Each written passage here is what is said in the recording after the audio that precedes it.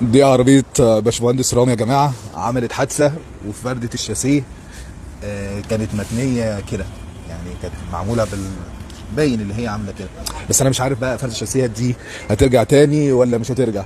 ألف سلام عليك يا هندسة. الله يسلمك. شفاك الله وعافاك. عربيه المهندس رامي لازم هترجع، انها هترجع. لازم هترجع بقى، ما ترجعش. بس هترجع معيوبة ولا هترجع سليمة؟ هو اللي هيقول بقى. يلا يا الناس. طيب الحمد لله رب العالمين على كل حال، يعني بنحمد ربنا سبحانه وتعالى. احنا الحمد لله يعني ربنا نجانا بعجوبه، الحمد لله رب العالمين. الحمد لله. يعني بفضل الحمد لله رضا ربنا سبحانه، دعوات الوالده، وبشكر كل الناس اللي تمنت لي الشفاء واللي دعت لنا. نيجي بقى الله يسلمك، نيجي للعربيه.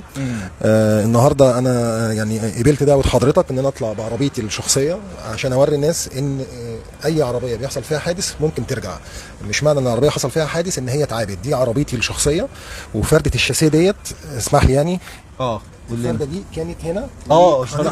هنرفع الصوره. الفرده هي رجعت تاني، حصل بس فيها قطع صغير مكان الثانيه، وده هيتعمل فيه لحام بسيط جدا بالماده الخاصه بنفس الكواليتي بتاع الحديد بتاع فرده الشاسيه.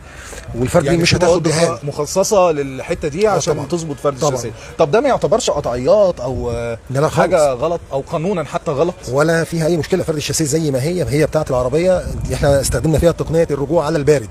احنا ما سخناش في الفرده كده على البارد. واتمنى حضرتك توضح اهو ان مفيش حرق في الشاسيه ولا اي حاجه.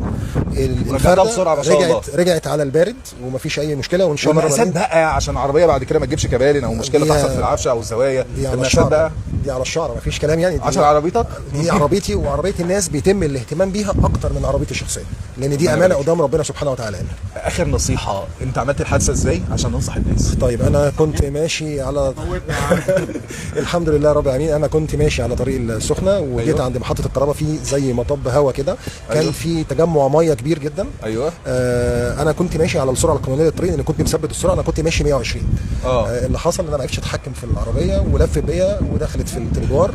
أيوة. انا بس هقول حاجه صغيره يا جماعه، لو السرعه 120 امشوا 100، لو السرعه 100 امشوا 80. ما هو عشان كده بس انا هلفت النظر، مش معنى ان السرعه القانونيه هي الحد الاقصى 120 اللي انت تمشي 120. 120 ده الحد الاقصى حسب ظروف الجو وحسب كثافه العربيات في الطريق. انت بتحدد سرعتك بناء على العوامل المحيطه بيك. ده كلام مظبوط مليون في المية.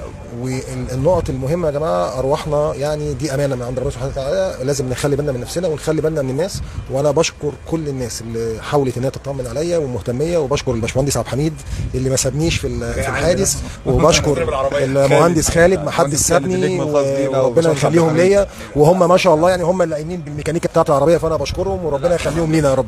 الحمد لله على سلامتك، وربنا دايما يستر طريقك. امين يا رب. ويستر طريق الناس كلها. امين يا رب. شكرا يا هندسه.